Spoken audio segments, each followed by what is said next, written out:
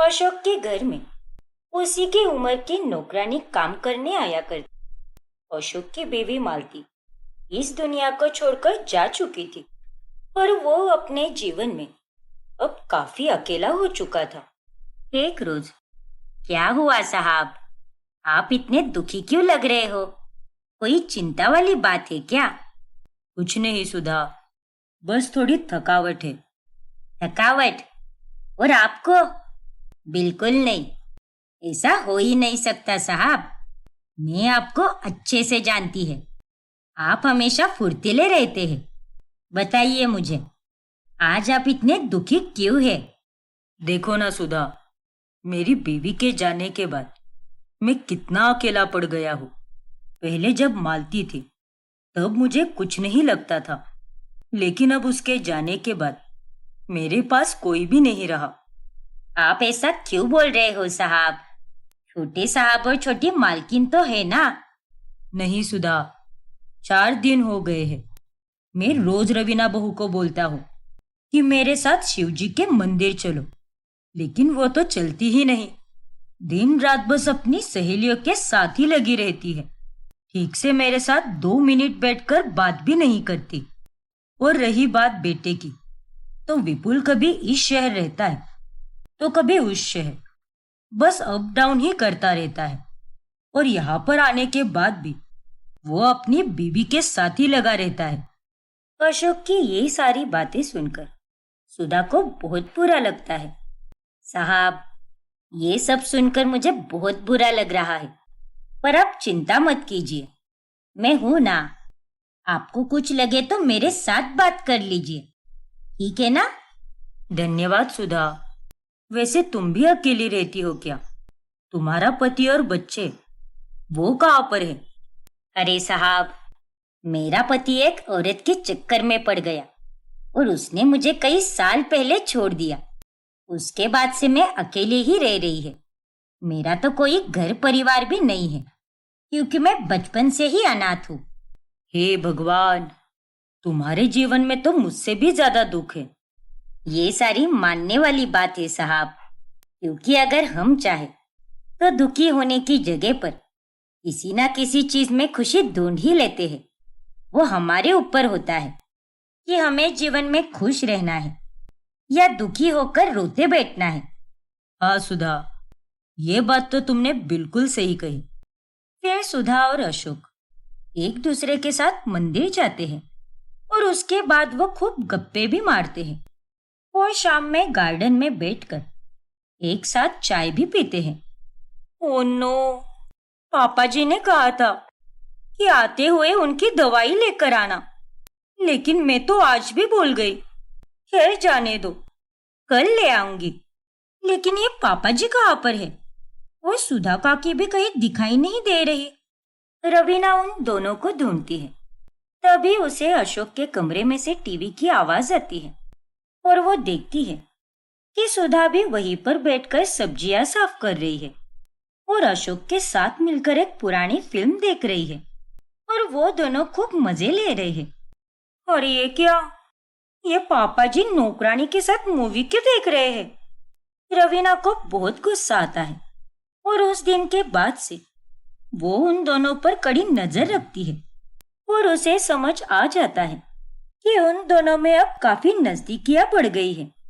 बाप रे, पापा जी ने तो इस बुढ़िया के लिए नई साड़ी और नई चप्पल लाई है और तो और उसकी काम में मदद भी कर रहे हैं। ये दोनों का आखिर क्या चक्कर चल रहा है? मुझे तो कुछ भी समझ नहीं आ रहा। अब रवीना सीधे सुधा के पास चली जाती है। अरे छोटी मालकिन, आप कहिए ना, क्या चाहिए आपको? सुबह सुबह मैंने वो आटे का हलवा बनाया था, खाओगे क्या आप? नहीं, मुझे कुछ नहीं खाना है। मैं आपको बस ये बताने आई हूँ कि आप प्लीज अपने काम से काम रखिए और मेरे ससुर जी के इर्द गिर्द मत भटकिए। अरे आप इस घर की नौकरानी हो तो नौकरानियों के हिसाब से ही रहा कीजिए। और एक नौकरानी साहब के साथ मिलकर मूवी नहीं देखती, उनके साथ बैठकर गप्पे भी नहीं मारती। समझ गई ना आप? लेकिन वो लेकिन वेकिन मत करो। उम्र का लिहाज करती हूँ, इसीलिए कम बोल रही हूँ, वरना अभी के अभी आपकी खटिया खड़ी कर सकती हूँ मैं। देखिए, मेरे ससुर जी से दूर रहिए, वो अकेले हैं। इसका मतलब ये नहीं कि आप उन पर डोरे डाल सकती हो। ये आप क्या कह रही हो छोटी मालकिन? मेरा ऐसा कोई इरादा नहीं है। उतने में वहां पर अशोक और विपुल आता है। रवीना बहू, ये तुम क्या बकवास कर रही हो? अरे इनकी उम्र तो देखो। इनसे इस तरह से बात करते हुए तुम्हें शर्म नहीं आती क्या?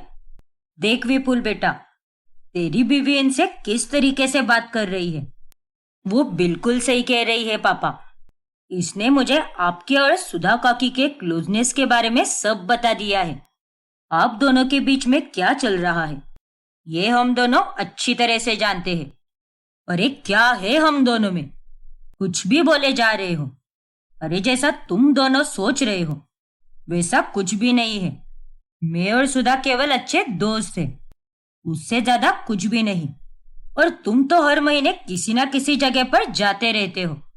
बहू भी अपने फोन मेकअप और सहेलियों के साथ ही रहती है और रिंकी पढ़ाई करने मुंबई गई है, लेकिन मैं यहाँ पर अकेला रहता हूँ। और उस दौरान सुधा मेरा साथ देकर मेरे साथ अच्छा वक्त गुजारती है।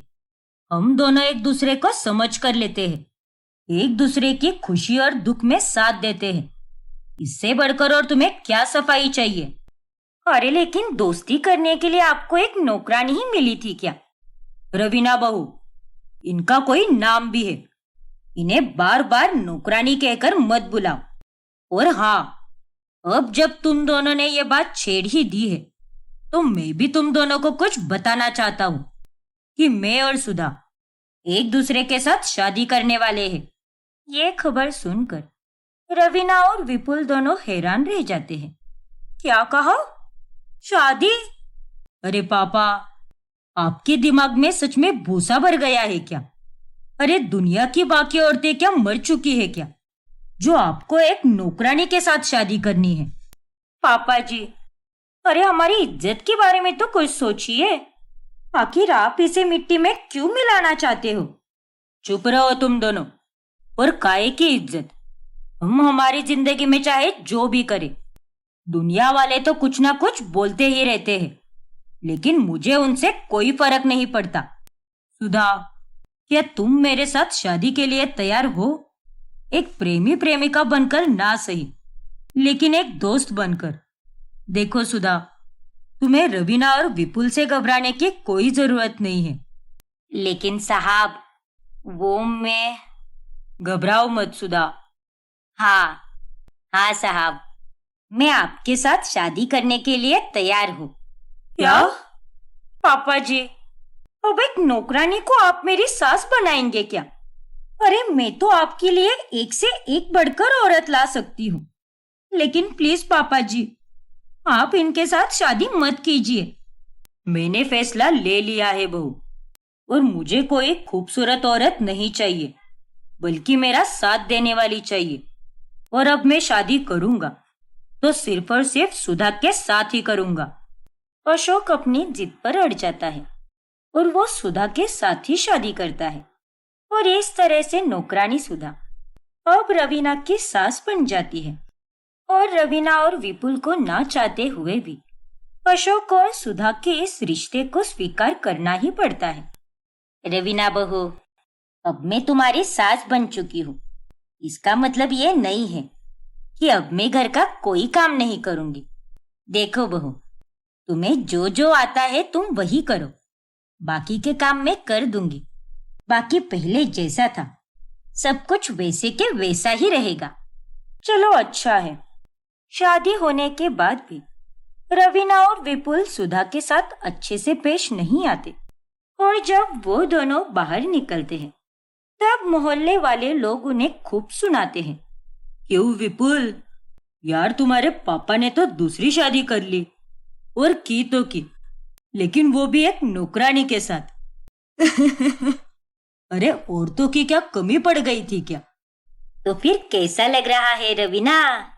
अब तो तेरी नौकरानी ही तेरी सास बन गई है। इनके घर में तो कुछ अजीब ही ड्रामा चल रहा है। लोगों के ताने सुनकर रवीना और विपुल को बहुत गुस्सा आता है और अब वो दोनों सुधा को अशोक की जिंदगी से निकालने का प्लान बनाते हैं। लेकिन ये कैसे होगा रवीना? मेरे खुरापाती दिमाग में एक धांसू आइडिया आया है। अरे तो मुझे भी बताओ ना। देखो विपुल, उन दोनों को अलग करने के लिए हमें उनके रिश्ते में फूट डालनी होगी।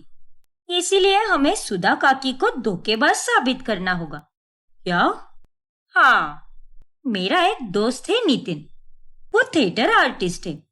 वो एक बूढ़े आदमी का भेष बनाकर आएगा और पापा जी से गार्डन में मिलकर कहेगा कि उसने सुधा काकी को किसी गैर आदमी के साथ घूमते हुए देखा है और इससे पापा जी के मन में शक पैदा होगा। और फिर उसके बाद पापा जी घर आएंगे, तब उनके हाथ लगेगी ऐसी चिट्ठी जो उनका और सुधा काकी का रिश्ता पूरी तरह खत्म कर देगी। लेकिन उस चिट्ठी में ऐसा क्या होगा? धमाका। बस तुम तो अब यही समझो कि बला टल गई। फिर रवीना और विपुल अपनी चाल चलते हैं और रवीना का दोस्त नितिन भेष बदलकर अशोक को गार्डन में मिलता है। अरे अशोक भाई साहब, पहचाना मुझे? जी माफ कीजिए, मैंने आपको नहीं पहचाना। अरे मैं कांतिलाल हूँ। मैंने सुना है कि तुमने हमारे मोहल्ले में रहने वाली सुधा के साथ शादी की है। जी हाँ। अच्छा, तो आप उनके पड़ोसी हो क्या? हाँ, लेकिन मुझे आपको उसके बारे में कुछ बताना है। कहिए ना, क्या बताना चाहते हो आप?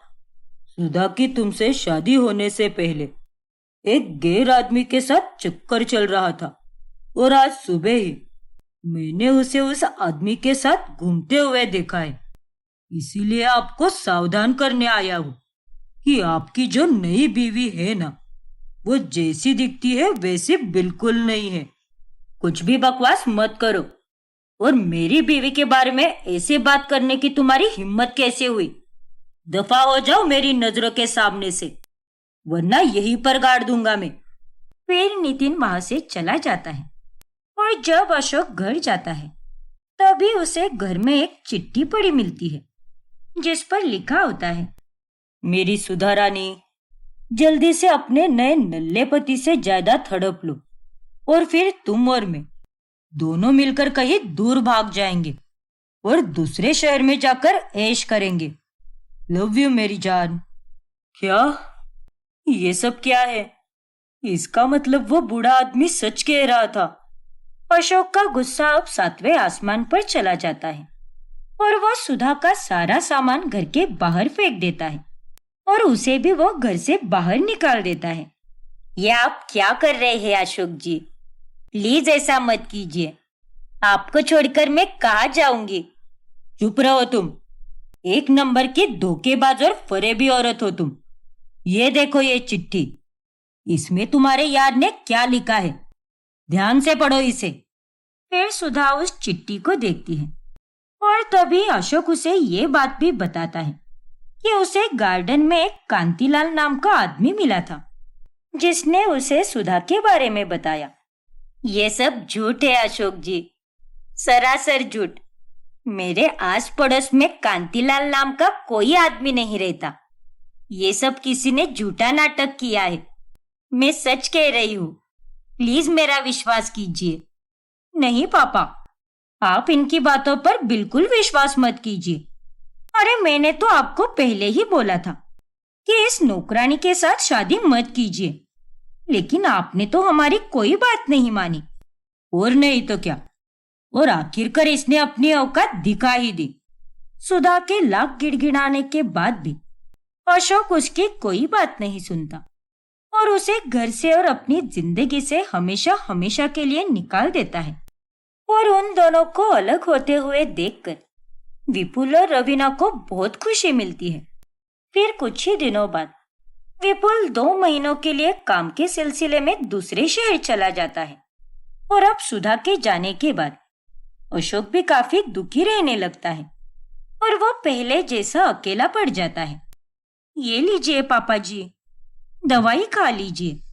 क्योंकि इसके बाद ही आप खाना खा पाओगे। नहीं बहू, मैं बाद में खा लूंगा, इसे यहीं पर रख दो।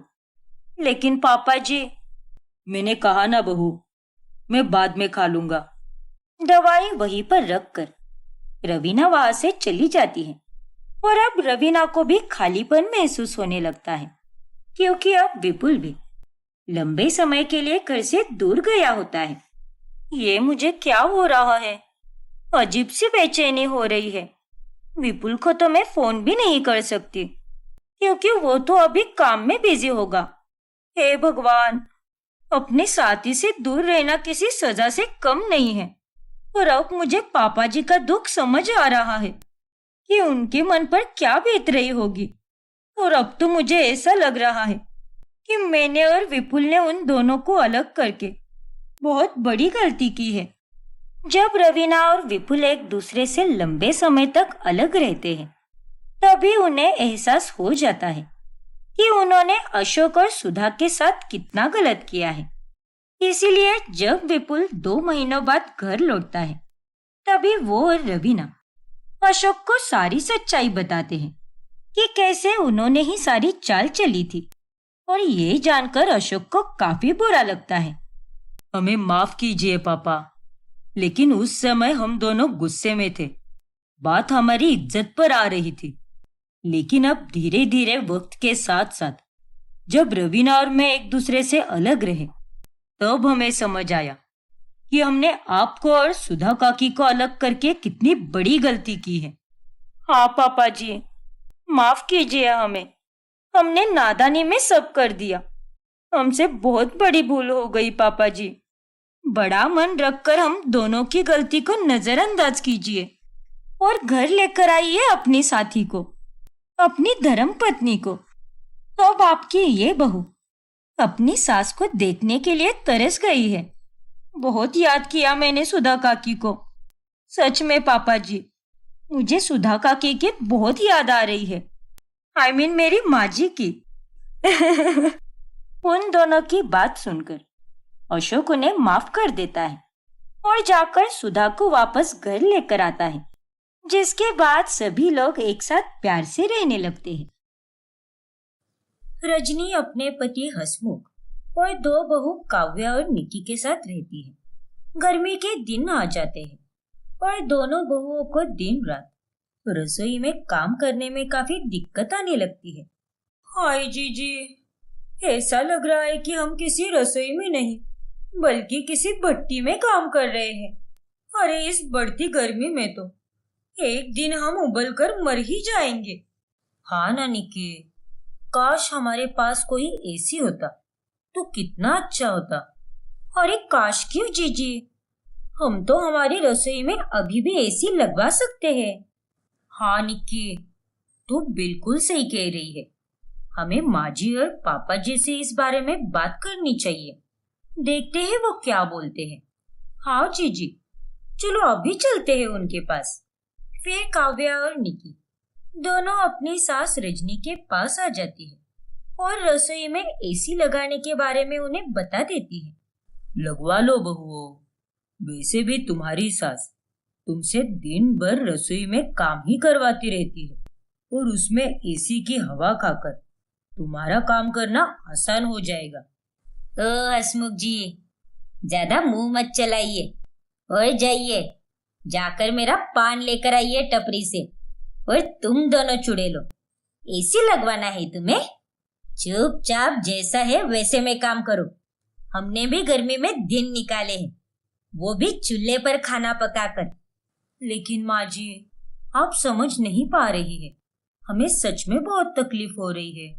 और नहीं तो क्या, एक तो पहले ही आप मजदूरों से भी बढ़कर हमसे दिन रात रसोई में मजदूरी करवाते हो और उसमें गर्मी का कहर। ना बाबा ना, प्लीज माँ जी, एसी लगवा लो ना। एक बार मैंने कह दिया सब कह दिया, अब मेरा ज्यादा दिमाग मत खाओ और जाओ अपने अपने काम पर लगो। बेचारी निकी और काव्या चुपचाप अपने काम पर लग जाती है। उन दोनों के पति दूसरे शहर में काम करते हैं, इसीलिए वो दोनों अपने सास ससुर के पास ही रहा करती है। जी जी, माँ जी तो हमारा दुखड़ा समझ नहीं से रही। अब तो हमें हमारे पतियों से ही एसी की मांग करनी होगी। हाँ निकी, अब एक वही ऑप्शन बचा है हमारे पास। एंड आई जस्ट होप कि हमारे पति अपनी नालायक माँ की तरह पापी और बुजदिल ना हो। फिर काव्या और निकी दोनों अपने पतियों को सारी बातें बताती हैं, जिसके बाद वो दोनों पैसे भेजते हैं और अब रसोई में एसी लगाया जाता है। जब रजनी बाहर से घर पर आती है तभी उसे घर में ठंडी हवा आने लगती है। अरे ये क्या, मेरी रसोई में से इतनी ठंडी हवा कैसे आ रही है? कहीं इन निर्लज्ज बहुओं ने फ्रिज को खुला तो नहीं छोड़ दिया? लेकिन जब रजनी रसोई में जाती है तभी वो एसी को देखकर आश्चर्यचकित हो जाती है। ओ तेरी, ये एसी कहाँ से आया यहाँ पर? क्या माँ जी, खुद से चलकर तो आया नहीं होगा ना ये एसी? जाहिर सी बात है, इसे तो मैंने और जीजी ने खरीद कर लाया है। अब आपने तो हमें कोई पैसे नहीं दिए, इसीलिए हमें हमारे पतियों से पैसे मांगने पड़े। हाँ माँ जी, अब आप तो ठहरी बेरहम, लेकिन आपके बेटों में दिल निकला, इसलिए उन्होंने हमारे दर्द को समझकर एसी खरीदने के लिए पैसे भिजवा दिए। क्या तुम दोनों को शुभम और अविनाश ने पैसे भेजे? उन दोनों की तो एसी की तैसी। अब ये सब बोलकर कोई फायदा नहीं है माँ जी, क्योंकि अब तो हम दोनों दिन भर रसोई में एसी की ठंडी ठंडी हवा खाएंगे और सारे काम आसानी से कर लेंगे। रजनी को अपनी दोनों बहुओं पर बहुत गुस्सा आता है। फिर वो अपने कमरे में जाकर अपने दोनों बेटों को कॉन्फ्रेंस कॉल लगाती है। क्यों रे नालायक, तुम दोनों को थोड़ी भी अकल वकल है या नहीं? अपनी माँ को भुलाकर अपनी बीवियों के लिए एसी के पैसे भेजे तुमने। अरे लगे हाथ मेरे और अपने पापा के लिए भी पैसे भेज देते तो हम भी अपने कमरे में एसी लगा देते ना। अरे माँ, अभी अभी तो हमने उन्हें पैसे भेजे हैं, अब हमारे पास इतने पैसे नहीं बचे हैं। हाँ माँ, अभी आप 2 से 3 महीने रुक जाओ, क्योंकि उसके बाद ही हम आपको पैसे भेज पाएंगे, पक्का माँ। अरे रखो फोन बेशर्मो, तब तक तो गर्मी भी खत्म हो जाएगी। और बारिश में क्या तुम्हारे बाप ने लगाया था क्या एसी? इतना कहकर रजनी गुस्से से फोन कट कर देती है। मेरा नाम हसमुख है, लेकिन मेरी बीवी के चेहरे पर कभी हंसी नहीं रहती। अरे रजनी, हर वक्त इतने गुस्से में क्यों रहती हो? आखिर क्यों अपने खून को इतना जला रही हो? अरे चुप कर बुड्ढे, मैं तो तुझसे भी परेशान हो चुकी हूँ। पेंशन के पैसे कितने थोड़े आते हैं, ना तो तू और ना ही मेरे बेटे मुझे एसी दिला सकते हैं। अब हटो यहाँ से, बेवकूफ कहीं के।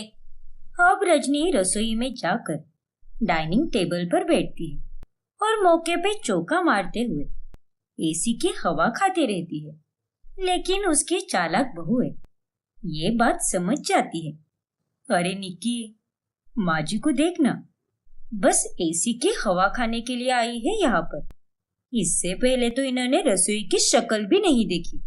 जब हमने एसी लगाने की बात की थी तब कितनी मिर्ची लगी थी इन्हें, और अभी देखो। रुको जीजी, मैं तो अभी इन्हें मजा चखाती हूँ। फिर निकी मेथी, शेपू और पालक की सब्जी उठाकर रजनी को देती है। अरे माँ जी, अब आप जब खाली ही बैठी हो तो ये लो, ये मेथी, शेपू और पालक की सब्जी साफ करके काट दो और इन बर्तनों में रख दो। अरे लेकिन ये सब मैं कैसे कर सकती हूँ? माँ जी, आप चिंता मत कीजिए, आपको कोई मेहनत का काम नहीं दे रहा है, बल्कि आप तो ये काम बैठे बैठे आराम से कर सकती हो। हे भगवान, अब मैं क्या करूं? एसी में बैठना भी जरूरी है, वरना बाहर गर्मी में बैठकर मेरा तो हाल ही बेहाल हो जाएगा। ना बाबा ना, मैं तो यहीं पर बैठूंगी। ठीक है बहू, मैं कर देती हूँ ये काम। फिर रजनी वो सारे काम करने लगती है और उसके बाद काव्या और निकी उसे बैठे बैठे सलाद काटने का काम देते हैं और उसके बाद गीले बर्तन पोंछने का काम भी देते हैं और ऐसे ही काम पे काम देते रहते हैं, जिससे रजनी बहुत परेशान हो जाती है। माँ जी, पोंछ दिए सारे बर्तन, अब इन्हीं खाली बर्तनों के डब्बों में ये पैकेट वाले मसाले भर के रख दो। बैठे बैठे तो कर ही सकती हो ना आप, क्यों, हो जाएगा ना। हे भगवान, ये एसी की हवा तो मुझे बहुत महंगी पड़ रही है। इन दोनों ने तो मुझसे काम करवा करवा के मेरी हालत ही खराब करके रख दी है।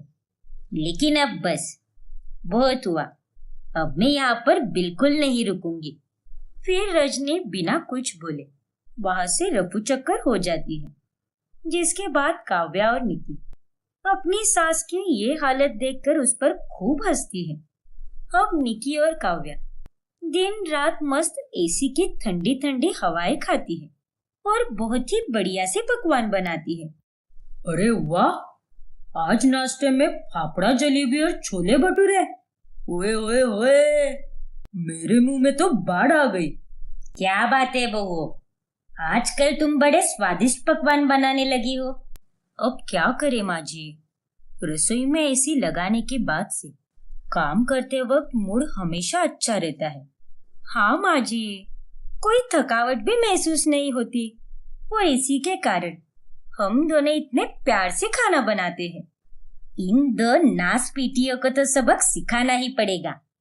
एसी के बहुत ही मजे ले रही है, लेकिन मुझे भी अच्छे से पता है कि इन दोनों का सारा मजा किरकिरा कैसे करना है। अच्छा बहू, कल तुम दोनों को 200 बच्चों का खाना बनाना है। हर साल की तरह कल चैत्र नवरात्रि के पावन अवसर पर हम आश्रम में खाना भेजेंगे, इसीलिए सुबह जल्दी उठकर काम पर लग जाना। ठीक है माँ जी। हाँ माँ जी, आप निश्चिंत रहिए, सारा खाना टाइम पे बन जाएगा। फिर अगले दिन रजनी सुबह सुबह जल्दी उठकर बिजली का मेन स्विच ऑफ कर देती है, जिस कारण दोनों बहुओं को गर्मी में ही सारा खाना बनाना पड़ता है। शिट यार, ऐसा लगता है कि इस गर्मी में तो आज हम मर ही जाएंगे। और नहीं तो क्या, इस लाइट को भी आज ही जाना था क्या। काश ये एसी बिना बिजली के चलता तो कितना मजा आ जाता। खैर, हमें माता रानी के नाम से आश्रम में खाना तो भेजना ही पड़ेगा, वरना माँ जी तो हमें सूली पर चढ़ा देगी। हाँ जीजी, सो तो है।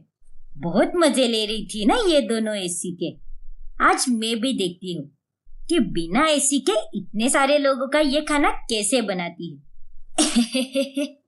उस दिन काव्या और निकी को बहुत ज्यादा परेशानी होती है, लेकिन उसके बावजूद भी वो दोनों उस गर्मी में भी खाना बनाती है। फिर एक रात सबके सोने के बाद रजनी रसोई में जाकर एसी ऑन करती है और वो वहीं पर सो जाती है। तभी अचानक से वहां पर काव्या आती है और वो अंधेरे में फर्श पर सो रही रजनी से टकरा जाती है और डरकर चिल्ला पड़ती है। हे भगवान! काव्या की आवाज सुनकर रजनी लाइट्स ऑन करती है। अरे बहू, तू यहाँ? हाँ माँ जी, लेकिन आप यहाँ पर क्या कर रही हो, वो भी इतनी रात गए? और ये क्या, आपने ये एसी क्यों ऑन किया है? नहीं, मैंने ये एसी ऑन नहीं किया है। मैं तो बस यहाँ पर पानी पीने आई थी, तभी बॉटल का ढक्कन नीचे गिर गया, इसीलिए मैं उसे उठा रही थी, इतने अंधेरे में। हाँ बहू, चल अब मैं चलती हूँ, गुड नाइट। काव्या समझ जाती है कि रजनी जानबूझकर वहां सोने आई थी। फिर अगले दिन वो ये सारी बातें निकी को बताती है। तभी दोनों बहुओं को अपनी सास पर बहुत दया आती है।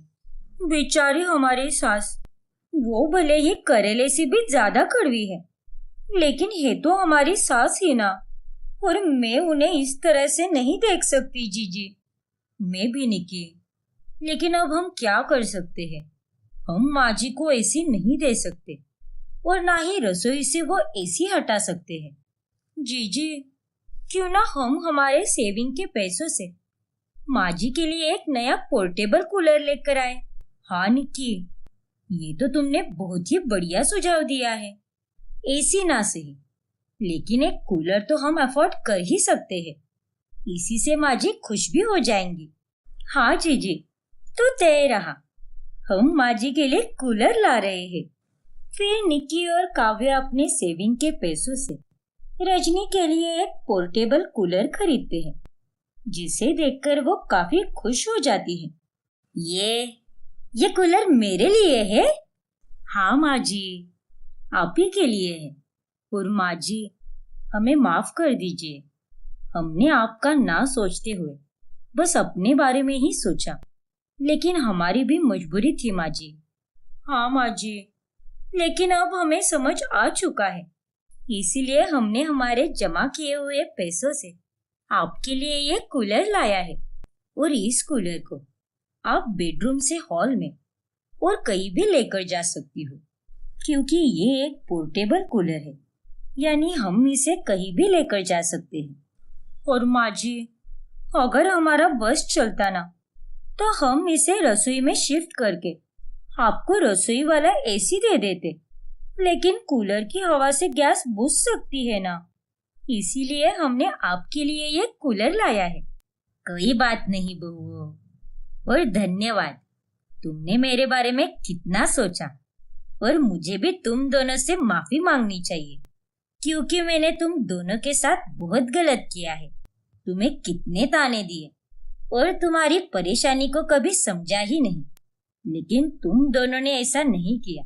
तुम दोनों का दिल बहुत बड़ा है, इसीलिए तुमने अपने सास के बारे में सोचा। आजकल इतना कोई नहीं सोचता बहू, इसीलिए तहे दिल से शुक्रिया। इस तरह से अंत में रजनी और उसकी दोनों बहुएं एक हो जाती है और सभी खुशी से साथ मिलकर रहने लगती है। रोशनी और पुलकित की शादी तय होती है और उसके बाद आज वो दोनों पहली बार डेट पर आए होते हैं। पुलकित, तुम्हें कैसे पता कि मुझे नदी किनारे वाली डेट पसंद है? मैंने तुम्हारी सहेली तारा से पूछ लिया था कि तुम्हें क्या पसंद है और क्या नहीं। उसके हिसाब से ही ये डेट प्लान की है मैंने। ओह, हाउ स्वीट पुलकित, तुम सच में बहुत अच्छे हो।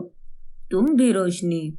पहले ही डेट पर रोशनी और पुलकित बहुत सारी बातें करते हैं और इसी तरह वो दोनों एक दूसरे से रोजाना मिलकर और भी ज्यादा करीब आते हैं। रोशनी अनाथ होती है और उसे बचपन से ही उसकी मामी ने संभाला होता है। उसकी मामी और पुलकित की माँ दोनों काफी अच्छी सहेलियां होती हैं। सारी तैयारियां हुई कि नहीं रेखा जी? कहा लतिका जी, अभी तो बहुत सारी बाकी है, बस चल रही है धीरे धीरे। यहाँ भी वही हाल है। वहाँ तो फिर भी आपके साथ हसमुख जी है, लेकिन यहाँ पर मैं अकेली ही हूँ। लेकिन कोई नहीं, मैं सारी तैयारियां कर लूंगी ठीक से। जी लतिका जी, अगर कोई मदद लगे तो कह दीजिएगा, ठीक है? ठीक है रेखा जी। रेखा और लतिका दोनों पहले से ही सहेलियां होती हैं, जिसके बाद उन दोनों की सहमति से पुलकित और रोशनी का रिश्ता तय होता है। एक दिन रोशनी और पुलकित दोनों एक पार्क में घूम रहे होते हैं, तभी उन्हें एक विज्ञापन दिखाई देता है। Honeymoon trip offer. वाओ! वैसे पुलकित, हम दोनों हनीमून के लिए कहाँ पर जाएंगे? हनीमून के लिए पेरिस या स्विट्जरलैंड, या फिर बाली या मालदीव्स।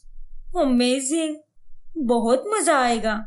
लेकिन रोशनी, जो रस्म हनीमून पर होने वाली है वो तो हम सुहागरात में ही कर लेंगे ना। अरे हाँ, ये तो मैंने सोचा ही नहीं। वेल, मैं एक सच बात बताऊं तो मैं जितना शादी के लिए एक्साइटेड हूँ, उतनी ही हमारे सुहागरात के लिए भी एक्साइटेड हूँ। मैं भी। ये सारी बातों को लोगों ने कितनी खराब तरीके से बताया है, लेकिन असल में सुहागरात के बाद ही दो लोग एक दूसरे के करीब आते हैं और एक दूसरे को समझ पाते हैं। हाँ पुलकित, तुम सही कह रहे हो। जैसे गुलाब देना, डेट पर जाना या प्रपोज करना, ये सारी रोमांटिक हरकतें नॉर्मलाइज की गई है, वैसे ही सुहाग रात को भी नॉर्मलाइज कर देना चाहिए। रोशनी और पुलकित दोनों भी अपनी सुहाग रात के लिए काफी एक्साइटेड होते हैं और उसकी प्लानिंग भी अभी से शुरू कर देते हैं। रात में फोन कॉल पर, डोंट वरी रोशनी, जैसा तुम चाहती हो वैसा ही होगा। अच्छा सा स्लो रोमांटिक म्यूजिक, खुशबूदार मोमबत्तियां और डिम लाइटिंग के साथ रूम डेकोरेट होगा। और हाँ, तुम्हें गुलाब बहुत पसंद है ना, तो मैं हमारी पूरी रूम गुलाब और गुलाब की पंखुड़ियों से ही डेकोरेट करूंगा ताकि तुम्हें उसकी महक आती रहे। ओह थैंक्स पुलकित। वैसे रेड तुम्हारा फेवरेट कलर है ना, तो मैं रेड कलर की ड्रेस पहनूंगी और तुम्हारा फेवरेट परफ्यूम भी लगाऊंगी, वही परफ्यूम जो तुमने मुझे पहली डेट पर गिफ्ट किया था। Thanks to you Roshni. Wow Pulkit, हमने कितनी सारी प्लानिंग की है। अब तो मैं हमारी सुहागरात का इंतजार ही नहीं कर सकती। इतना खूबसूरत पल होगा वो। हाँ रोशनी, बिल्कुल होगा, लेकिन तुम अब उसके बारे में ज्यादा मत सोचो। ठीक है Pulkit, love you. Love you too Roshni. Roshni और पुलकित की शादी को अब 1 महीना ही बचा होता है। दोनों बेताब प्रेमी रोजाना कैलेंडर देख देख कर दिन काटने लगते हैं। उनसे अब इंतजार ही नहीं हो पाता। एक दिन वो दोनों साथ में फिल्म देखने जाते हैं। तभी वहां से निकलने के बाद इंतहा हो गई इंतजार की। उफ, ये इंतजार चाहे कितना भी कर लो खत्म ही नहीं होता। डोंट वरी मेरे बेताब मंगेतर, सब कुछ होगा, बस हमें थोड़ा सब्र रखना पड़ेगा। हाँ रोशनी, तुम्हें पता है हमारे प्यार में सबसे सुंदर क्या बात है? क्या पुलकित? सब्र। तुमने और मैंने आज तक किसी के साथ कुछ भी नहीं किया, यहाँ तक कि एक दूसरे के साथ भी नहीं, क्योंकि हम दोनों ऐसे प्रेमी को ढूंढ रहे थे जिसके साथ हम पूरी जिंदगी बिता सके। और शायद मेरे लिए वो तुम ही हो और मेरे लिए वो शख्स कोई और नहीं बल्कि सिर्फ और सिर्फ तुम हो। एक दिन मामी जी, मैं टेलर के पास जाकर आती हूँ, तब तक आप घर के बचे कुचे सारे काम निपटा लीजिए, ठीक है? लेकिन रोशनी बिटिया, तुम अकेले क्यों जा रही हो? मैं चलती हूँ ना साथ में। नहीं मामी जी, मास्टर जी के पास जाकर मुझे तो बस लहंगे की फिटिंग देखनी है और कुछ नहीं। पहले ही आपके पास ढेरों सारे काम पड़े हैं, आप उन्हें निपटा लीजिए। उसके बाद हम दोनों को गहने देखने भी तो जाना है। हाँ रोशनी बिटिया, मेरे तो दिमाग से ही निकल गया था ये। मैं सारे काम फटाफट निपटा लेती हूँ, तुम संभल कर जाना। हाँ मामी जी। रोशनी गाड़ी में सवार होकर टेलर के पास जा ही रही होती है कि तभी उसका एक्सीडेंट हो जाता है और जब उसे हॉस्पिटल में ले जाया जाता है तभी डॉक्टर एक चौंका देने वाली खबर देते। क्या हुआ डॉक्टर साहब? रोशनी ठीक तो है ना? ज्यादा गंभीर चोटें तो नहीं आई ना उसे? बताइए ना डॉक्टर साहब। रोशनी अंधी हो चुकी है, इस एक्सीडेंट में उसकी आंखों की रोशनी जा चुकी है। ये सुनकर मामी जी और पुलकित के माता पिता एकदम से हैरान और हक्का बक्का रह जाते हैं। क्या? ऐसा नहीं हो सकता, मेरी रोशनी अंधी नहीं हो सकती, ये सब क्या हो गया?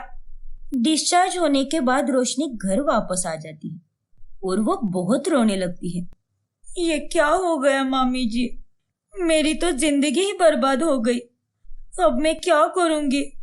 कितना कुछ देखना था मुझे, अब मेरी आंखों के सामने हमेशा हमेशा के लिए अंधेरा छा गया। बस बिटिया बस, मत रो मेरी बच्ची, अब मुझसे शादी कौन करेगा? मेरे सारे सपने टूट गए मामी जी। भगवान जी ने मेरे साथ इतना बुरा क्यों किया?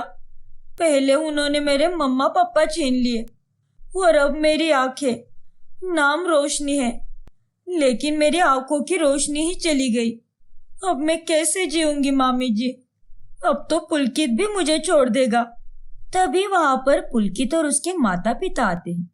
ऐसा किसने कहा तुमसे रोशनी कि मैं तुमसे शादी नहीं करूंगा?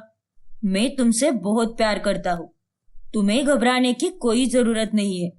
हम सब, और स्पेशली मैं तुम्हारे साथ हूँ। लेकिन पुलकित, ऐसी गलती मत करो। तुम मेरे प्यार के लिए अपनी जिंदगी बर्बाद मत करो। एक अंधी बीवी के साथ तुम कैसे जी पाओगे? क्यों अपनी जिंदगी को नरक बना रहे हो पुलकित? रोशनी, मैंने तुम्हारे दिल से, तुम्हारे मन से प्यार किया है, और तुम्हारा और मेरा मन एक ही है। उससे बढ़कर और क्या चाहिए? मैं अपनी सारी उम्र तुम्हारे साथ ही बिताना चाहता हूँ। लेकिन पुलकित, इस सब से अंकल आंटी को कितना दुख होगा। क्या तुमने उनके बारे में सोचा है? नहीं रोशनी, ऐसा बिल्कुल भी नहीं होगा। वो दोनों तुम्हें मुझसे भी ज्यादा प्यार करते हैं। बहू बनने के पहले तुम उन दोनों की बेटी बन चुकी हो। हाँ रोशनी बेटा, हमें तुम्हारे अंधे होने से कोई एतराज नहीं, और तुम्हें भी नहीं होना चाहिए। हाँ रोशनी बेटा, अब जो हुआ सो हुआ, उसे जीवन का एक हिस्सा मानकर उसके साथ जीना सीख लो, और खुद से प्यार करो। तुम अंधी हो तो क्या हुआ, हम सब है ना तुम्हारे साथ। अपनों के साथ एक व्यक्ति पर कितने भी संकट क्यों ना आए, वो कभी अकेला नहीं होता। Thank you uncle aunty. फिर कुछ ही दिनों में रोशनी और पुलकित की धूमधाम से शादी होती है, और आखिरकार वो घड़ी आ जाती है जिसका उन दोनों को बेसब्री से इंतजार होता है, और वो होती है सुहागरात। रोशनी जैसे ही पुलकित के सहारे कमरे के अंदर आती है, वो रोने लगती है। कितनी बुरी किस्मत है मेरी, कितने अरमान सजाए थे मैंने। आज की इस सुहागरात का कितनी बेसब्री से इंतजार था हमें, लेकिन अफसोस, मैं अपनी सुहाग की सेज देख ही नहीं पाऊंगी। तो क्या हुआ रोशनी, अगर तुम देख नहीं सकती तो महसूस तो कर सकती हो ना। प्यार भी तो कुछ ऐसा ही होता है, दिखता नहीं है लेकिन महसूस किया जाता है। यहाँ की हर एक चीज में मेरा एहसास है, मेरा प्यार बसा हुआ है रोशनी।